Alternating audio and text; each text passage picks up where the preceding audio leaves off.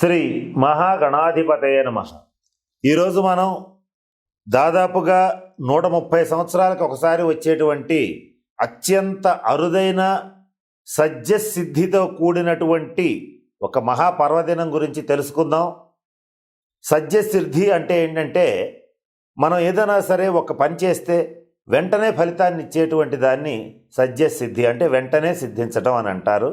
అటువంటి మహాపర్వదినం రేపు రాబోతోంది. అది ఎప్పుడో కాదు, ఫిబ్రవరి 18వ తారీఖు శనివారం వస్తుంది.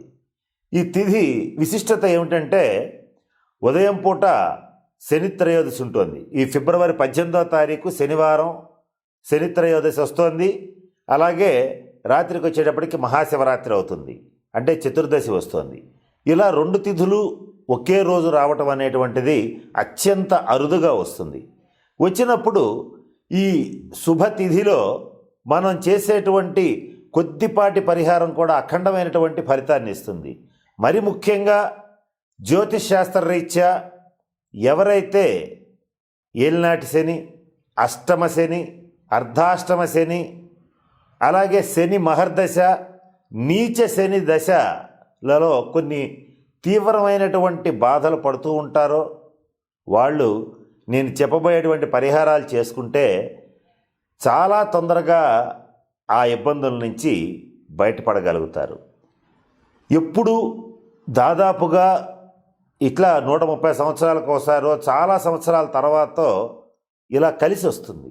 శని త్రయోదశి, మహాశివరాత్రి, ఇది ఈ గొప్ప అవకాశం. ఇది దీంట్లో మీరు చేయవలసింది ఏంటంటే, ఉదయం పూట శుచిగా తలస్నానం చేసి, ఎవరైతే ఈ శని బాధలు అనుభవిస్తుంటారో వాళ్ళు నేను చెప్పబోయేటువంటి కొన్ని పరిహారాలు ఇస్తాను. ఆ పరిహారాలని మీకు చేతనైనంత వరకు చేస్తే మీకు ఆ ఇబ్బందులన్నీ తొలగిపోతాయి.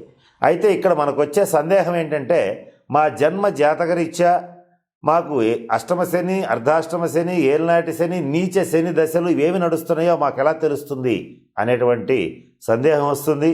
ఎందుకంటే అందరూ జాతక చక్రాన్ని పరిశీలింప చేసుకోలేరు. కాబట్టి మీరు చేయవలసిందల్లా ఏంటంటే, నేను కొన్ని లక్షణాలు చెప్తాను.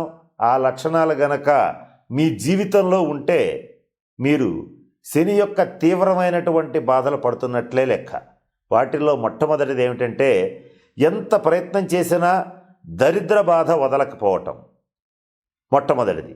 రెండవది ఏంటంటే, మనం మేలు చేసినా మనకి కీడు జరగటం రెండవది. మూడవది ఏంటంటే, ఎందుకు కొరగాని వాళ్ళ చేత, మనకంటే హీనమైన తక్కువ స్థాయిలో ఉన్నటువంటి వాళ్ళతో చెప్పించుకోవలసినటువంటి పరిస్థితి రావటం, వాళ్ళ వల్ల మాట పడటం, వాళ్ళ చేతిలో అవమానపడటం, ఇవన్నీ కూడా శని బాధలుగా చెప్పబడుతున్నాయి. జ్యోతిష్ శాస్త్ర రీత్యా మరొక ముఖ్యమైనది ఏమిటంటే, దీర్ఘకాలిక అనారోగ్యాలు, మందులకి నయంగాని జబ్బులు, ఇవన్నీ కూడా శని బాధలని తెలియచేస్తూ ఉంటాయి. దరిద్రం అనేటువంటిది, ధనం లేకపోవటం అనేటువంటిది ప్రతి మనిషి జీవితంలో ఎంతో కొంత అనుభవించేటువంటి పరిస్థితి ఉంటుంది చాలామంది జీవితాల్లో. కానీ కొంతమంది మమ్మల్ని అడుగుతూ ఉంటారు, ఎన్ని ప్రయత్నాలు చేస్తున్నాం, ఎన్నో రకాల ఇబ్బందులు పడుతున్నాం, ఎంత చేసినా కూడా మా వల్ల కావట్లేదు, అసలు ధనాన్ని సంపాదించలేకపోతున్నాం, ఒకవేళ సంపాదించినా ఆ ధనం నిలబడటం లేదు, ఏదో ఒక ఖర్చు వచ్చో, ఏదో ఒకటి ఇంట్లో వాళ్ళకి ఏదో ఒక జబ్బు చేసో ఆసుపత్రుల పాలైపోయి ఆ డబ్బంతా దుర్వ్యయం అవుతోంది, నమ్మి ఏదన్నా సరే ఒక చిట్ ఫండ్ కంపెనీలో పెడితే ఆ కంపెనీ వాడు దివాలా తీసి ఎత్తుకుపోతే ఆ డబ్బులన్నీ పోయి రోడ్డున పట్టడం, ఇటువంటివన్నీ కూడా అష్ట కష్టాలు అని అంటారు. ఆ అష్ట కష్టాలు పడేటువంటి వాళ్ళకి రేపు రాబోతున్నటువంటి శని త్రయోదశితో కూడినటువంటి మహాశివరాత్రి అత్యద్భుతమైన పరిష్కారం. ఇంతకంటే గొప్ప పరిష్కారం అనేటువంటిది దాదాపుగా ఉండదు. కొంతమంది పరిహారాలు చేసుకోవాలనుకుంటారు, కానీ ఆర్థిక పరమైనటువంటి వెసులుబాటు లేక చేసుకోలేరు. కనుక అటువంటి వాళ్ళ కోసం మరి ముఖ్యంగా కొన్ని ప్రత్యేకమైన పరిహారాలు ఇప్పుడు మీకు నేను తెలియచేస్తాను. మొట్టమొదట ఏం చేయాలంటే, ఉదయమే శుభ్రంగా తలస్నానం చేసి, అంటే అభ్యర్థన స్నానం చేసి, చక్కగా మీ దగ్గరలో ఉన్నటువంటి శనీశ్వరాలయానికి వెళ్ళి తైలాభిషేకం జరిపించుకోండి మొట్టమొదటిది. రెండవది ఏం చేస్తారంటే, ఆ తర్వాత వెనువెంటనే రుద్రాభిషేకం జరిపించుకోండి. ఇవి రెండు చేస్తే చాలా మంచిది.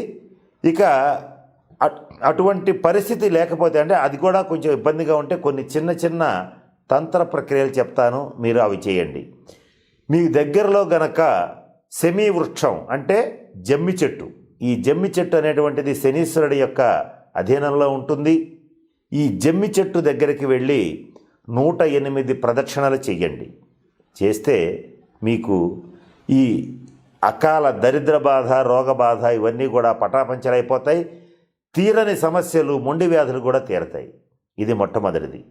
రెండవది ఏంటంటే, మీరు మీ దగ్గరలో ఉన్నటువంటి గోశాలకు వెళ్ళి ఆవులకు బెల్లం, తవుడు తినిపించండి.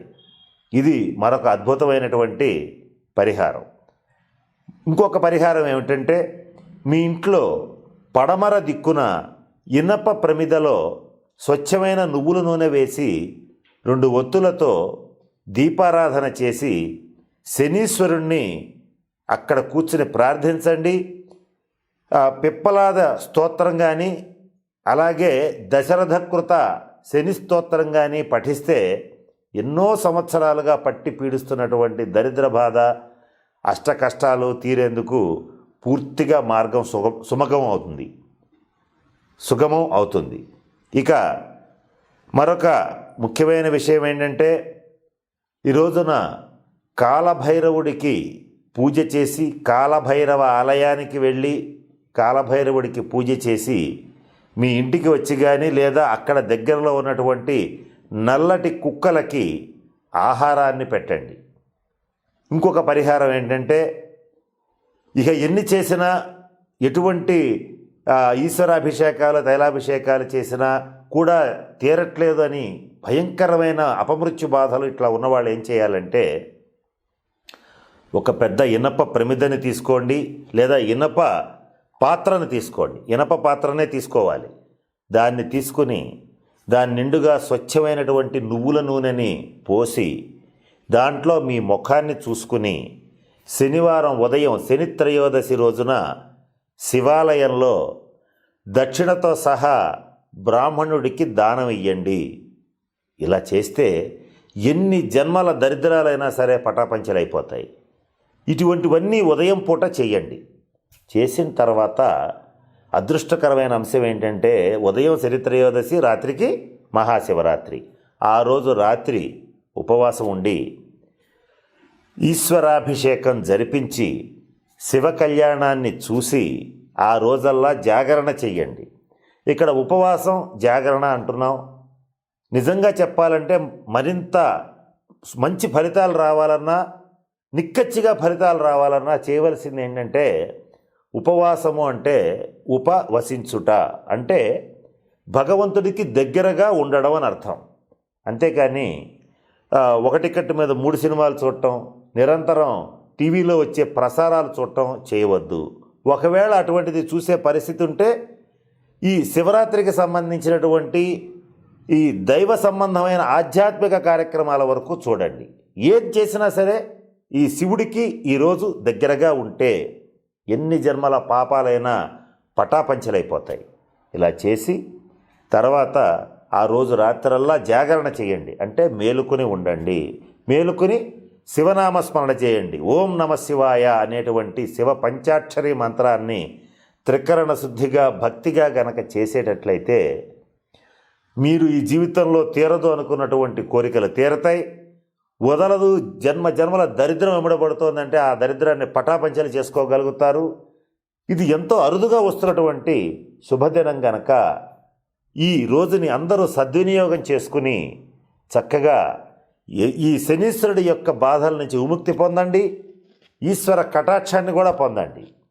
ఇక మీరు ఈ రోజున చెయ్యకూడని పనులు కొన్నున్నాయి, చెయ్యవలసిన పనులు కొన్నున్నాయి. ఇక ముఖ్యంగా ఈ శివరాత్రి రోజున, ఈ శని త్రయోదశితో కలిసిన శివరాత్రి రోజున మీరు చేయవలసింది ఏంటంటే, ముఖ్యంగా నేను చెప్పినట్లుగా నిత్య శివనామ స్మరణ చెయ్యండి. శివాలయాలు సందర్శించండి. రుద్రాభిషేకం జరిపించుకోండి. ఎవరైతే వారి వారి పిల్లలకి వివాహం ఆలస్యం అవుతుందని అనుకుంటారో వాళ్ళు ఈరోజు రాత్రి శివ కళ్యాణాన్ని చూసి ఆ అక్షింతలని ఎవరికైతే వివాహం కావట్లేదు అనుకుంటారో వాళ్ళ శిరస్సు మీద వేసేటట్లయితే వాళ్ళకి ఏడాది తిరిగేలోగా చక్కటి సంబంధం కుదిరి కళ్యాణం జరుగుతుంది. ఇది అత్యంత శుభప్రదమైనటువంటి రెమెడీ. ఇక మరొక ముఖ్యమైనటువంటి విషయం ఏంటంటే, ఈ రోజున కొన్ని పనులని పొరపాటును కూడా చేయకూడదు. చేస్తే జన్మల దరిద్రాలు వెంబడపడతాయి. ఏ జన్మకి కూడా మనం ఈ జన్మలో చేసుకున్న గత జన్మలో చేసుకున్నటువంటి పుణ్యఫలాలన్నీ కూడా నాశనమైపోతాయి. దీనికి కారణం ఏంటంటే, ఇది చాలా అత్యంత అరుదైనటువంటి పర్వదినం. ఈరోజు మీరు ఎటువంటి పరిస్థితుల్లోనూ మకార పంచకానికి దూరంగా ఉండాలి. అంటే మాంసం, మత్స్యం, మద్యం, మదిర, మగువ ఇటువంటి వాటికి ఖచ్చితంగా దూరంగా ఉండాలి. అలాగే ఉల్లిపాయని కూరగాయల్లో పెద్ద ఉల్లిపాయని కానీ చిన్న ఉల్లిపాయని కానీ తీసుకోకూడదు.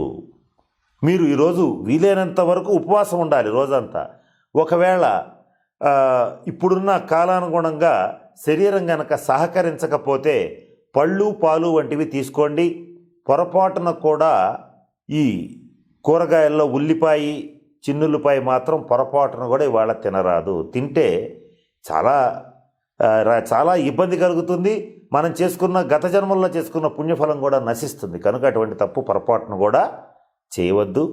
అలాగే ఈ రోజున మరొక ముఖ్యమైనటువంటి విషయాన్ని గుర్తుపెట్టుకోండి. ఈ రోజున తాటి ముంజలు, తేగలు ఇటువంటివి కూడా తీసుకోరాదు. అలాగే మీరు ఈ రోజున మరి ముఖ్యంగా ఉల్లిపాయలు, చిన్నుల్లిపాయలు, తాటి ముంజలు, తేగలు, అట్లాగే ఈ మధుర పదార్థాలు అంటే మష్రూమ్స్, పుట్టగొడుగులు మీరు ఈ రోజున ఎటువంటి పరిస్థితుల్లోనూ తినకూడని ఆహార పదార్థాల్లో కొన్ని మీకు తెలియచేస్తాను. వాటిల్లో పెద్ద ఉల్లిపాయలు, చిన్నుల్లిపాయలు, తేగలు, తాటి ముంజలు, మష్రూమ్స్ ఇటువంటివి, ఈ గుడ్లు ఇటువంటివి ఏవి కూడా మీరు పొరపాటున కూడా తీసుకోకూడదు. ఈ ఆహార పదార్థాలని ప్రయత్నపూర్వకంగా ఈ ఒక్కరోజు శివుడి యొక్క కటాక్షం పొందాలనుకుంటే మాత్రం తప్పనిసరిగా వదిలేయండి. ఇవి తీసుకునేటువంటి వాళ్ళకి ఈ గత జన్మలో ఉన్నటువంటి పుణ్యఫలం కూడా ఖర్చు అయిపోతుంది, అఖండమైనటువంటి పాపం తగులుతుంది. కనుక ఎటువంటి పరిస్థితుల్లో చేయొద్దు.